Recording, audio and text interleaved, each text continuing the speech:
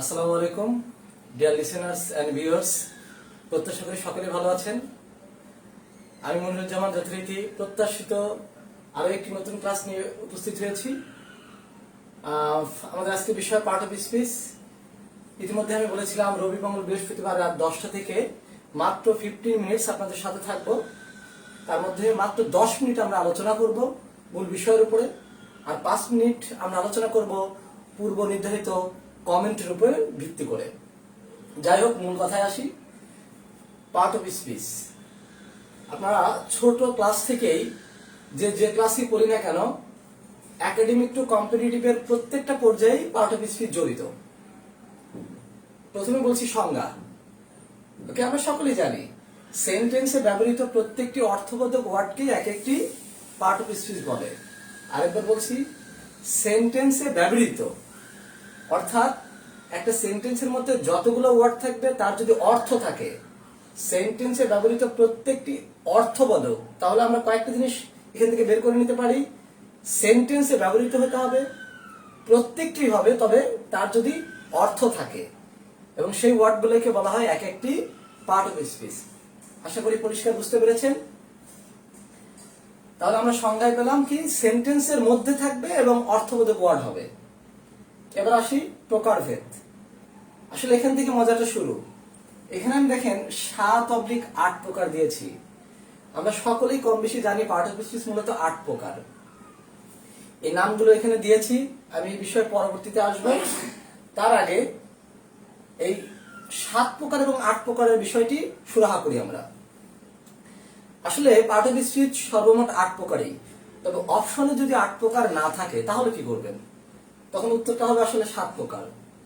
কেন? উদাহরণটা দেখেন, হুররা মনির গট এ প্লাস। আবার বলছি, 7 না 8 প্রকার আমরা এখান থেকে আমরা বুঝতে পারবো পরিষ্কার ভাবে। আমি আবার বলছি যে আসলে 8 প্রকারই মোট, কিন্তু 7 প্রকার কিভাবে হতে পারে দেখি। হুররা মনির got A plus.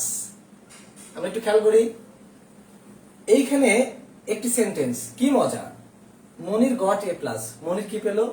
A plus পেল। আচ্ছা, ভালো কথা। এখন এইখান থেকে আমরা 7 এবং 8 বের করার জন্য আমরা একটি করে অংশ কেটে দিই।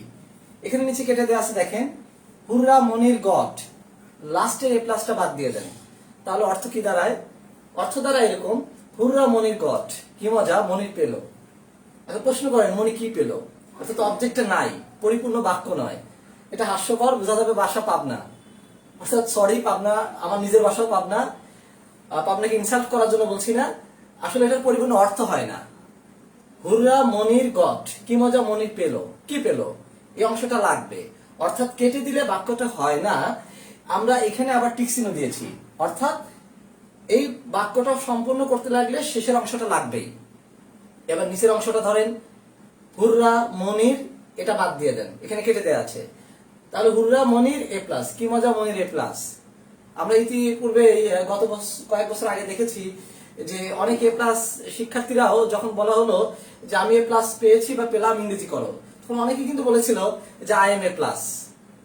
আমরা তাদেরকেও ছোট করার জন্য বলছি না, আসলে আমরা একটু বুঝে বুঝে পড়ার জন্য এই বিস্তারিত সামনে নিয়ে আসছি। আশা করবো প্রতিনিয়ত আমার সাথে আপনারা থাকবেন। সেই সুযোগে আপনাদের এটাও মেসেজ দিয়ে দিচ্ছি, যদি বিষয়টা মনে করেন যে উপকারার্থে আপনার কাজে লাগবে, সেক্ষেত্রে আপনি এই বিষয়টি শেয়ার করে দিতে পারেন অন্যদেরকে। হুররা মনির, এটা বাদ দিয়েছি, হুররা মনির এ প্লাস, কি মজা, মনির এ প্লাস, ভার্ব নেই। এটা কিন্তু আরো হাস্যকর, এই বাক্যটা হয় না।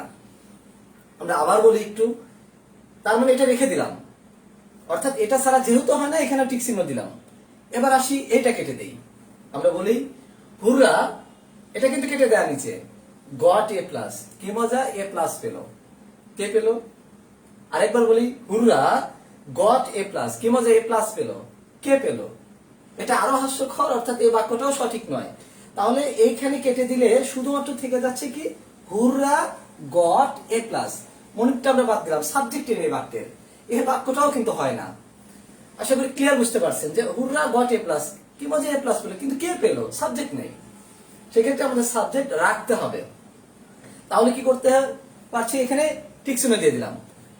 এবার আমরা এই অংশটা কেটে দিই, দেখি আমরা বাক্যটা হয় কিনা। তাহলে এই অংশটা কেটে দিলে আমরা শুরু করতে হবে ডান পাশ থেকে, Monir got A plus, Monir A plus পেল।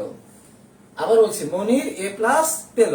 আশা করি পরিষ্কারভাবে বুঝতে পারছেন বাক্যটা কারেক্ট। অর্থাৎ এটা সাবজেক্ট, ভার্ব এন্ড অবজেক্ট। অর্থাৎ একটি সেন্টেন্সের পরিপূর্ণ সবগুলো উপাদান এবং অংশ এবং অর্থ কারেক্ট আছে। আরেকবার বলছি, Monir got A plus, Monir A plus পেল, সেলিম এ প্লাস পেল, আমি এ প্লাস পেলাম, আপনি এ প্লাস পেলেন। তাহলে দেখা যাচ্ছে এই বাক্যটা কারেক্ট। আমরা বাদ দিয়ে দিয়েছিলাম কি হুররা, অর্থাৎ এটা বাদ দিয়ে দিয়েছি, এটা বাদ দিয়েও বাক্য কারেক্ট হয়। এর জন্য এইখানেও কাটা দেয়া আছে, এইখানেও কাটা দেয়া আছে। অর্থাৎ এটা ইন্টারজেকশন। আমরা ইন্টারজেকশনটা শুধুমাত্র সেন্টেন্সের অর্থটাকে অস্বাভাবিক করার জন্য বসে, তাছাড়া পরিপূর্ণ পার্ট অফ স্পিচের অন্তর্ভুক্ত নয়। এখানে দেখেন ইন্টারজেকশন, এটা দুটো শব্দের সমন্বয়ে গঠিত।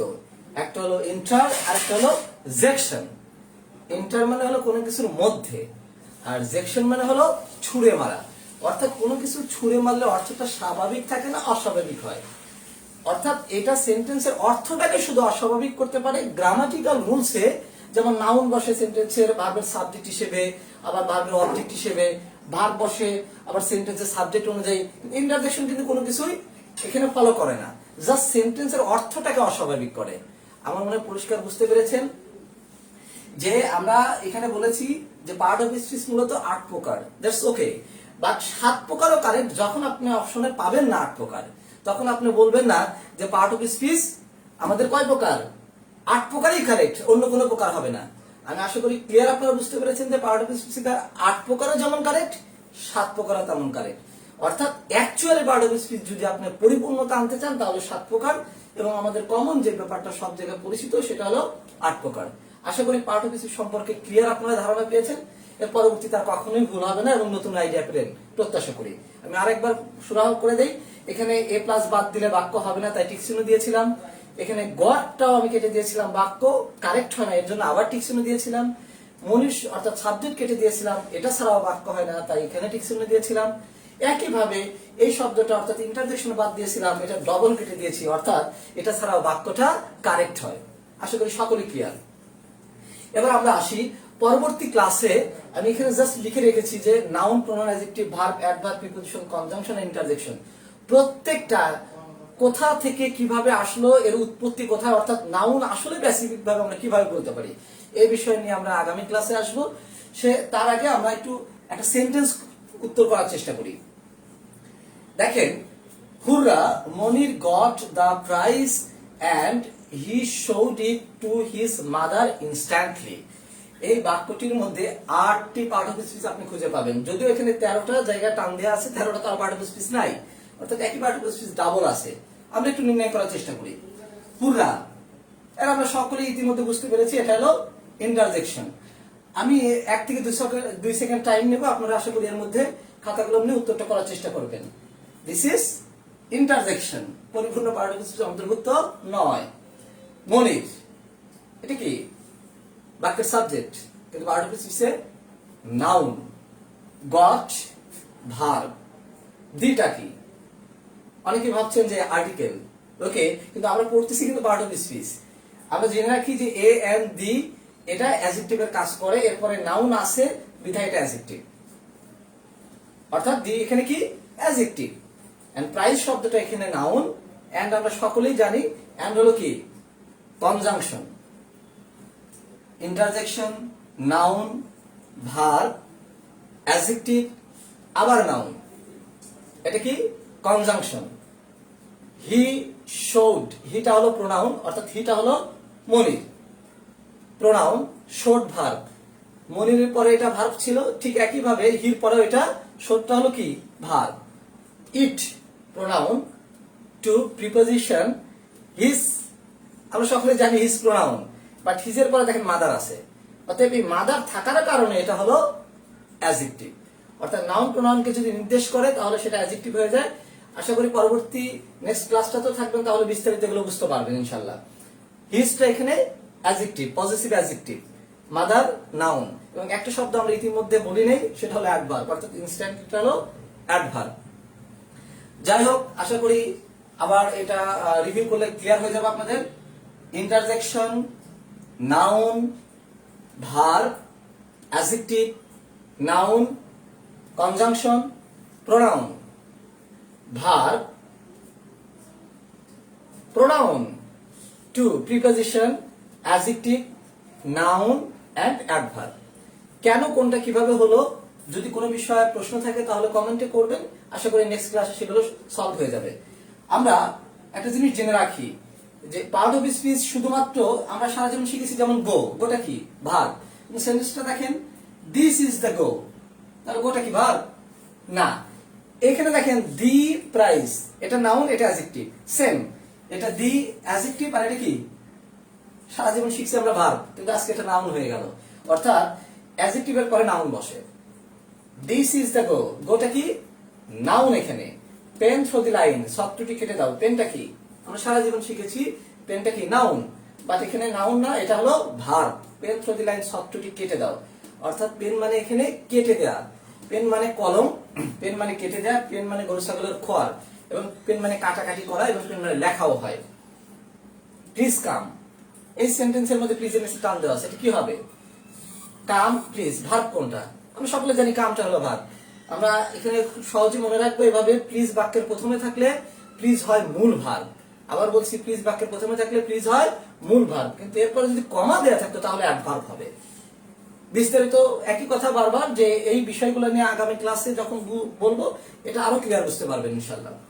কাম ইন, ইনটা কি প্রিপজিশন, সারা জীবন শিখেছেন ইনশাল্লাহ। ইনটা হলো এখানে অ্যাডভার্ব, অর্থাৎ প্রিপজিশন বাক্যের প্রথমে অথবা শেষে থাকলে এই প্রিপজিশনটা অ্যাডভার্ব হয়ে যায়। আশা করি সকলে কিছুটা হলেও নতুনত্ব পেয়েছেন। আমাদের সাথে থাকবেন, পর্যায়ক্রমে আমরা অনেক বিষয় নিয়ে আলোচনা করব। একাডেমিকের প্রাথমিক পর্যায় থেকে সর্বোচ্চ একাডেমিক এবং কম্পিটিটিভ এক্সাম, সর্বোচ্চ ডিগ্রি, আমাদের যতদূর পর্যন্ত লেখাপড়ার সমন্বিত বিষয়গুলো থাকে ইনশাল্লাহ পর্যায়ক্রমে আমরা এই বিষয়গুলো নিয়ে আলোচনা করব। আশা করি আমাদের সাথেই থাকবেন, সেই সাথে আমাদের ভিডিওগুলো শেয়ার করবেন, যাতে অন্যরাও জানতে পারে, তাদের মতামতগুলো অনুযায়ী আমরা নতুনত্ব নিয়ে আপনাদের সামনে উপস্থিত হতে পারি। সর্বশেষ, যেহেতু আমাদের 15 মিনিটস অলরেডি 13 মিনিট আমরা অতিবাহিত করে ফেলেছি, 2 মিনিট আছে, আমি একটি গুরুত্বপূর্ণ গঠনমূলক কথা আপনাদের সামনে শেয়ার করছি। এখন যেহেতু মার্চ আমরা গোয়িং অন, আমরা মার্চে আসি,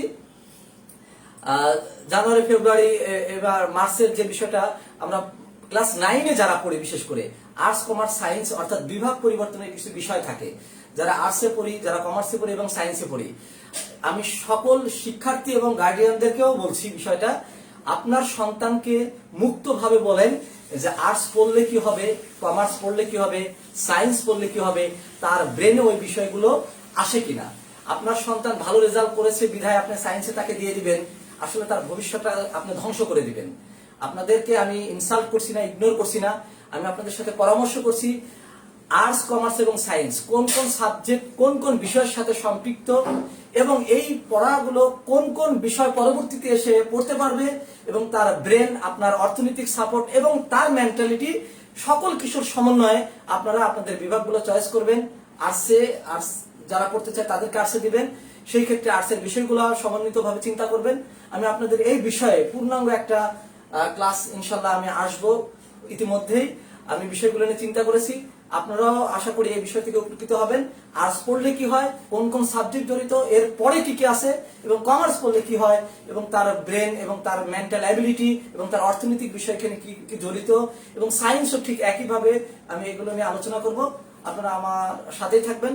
সকলের সুস্বাস্থ্য কামনা করে আজ আমি বিদায় নিচ্ছি। আল্লাহ হাফেজ।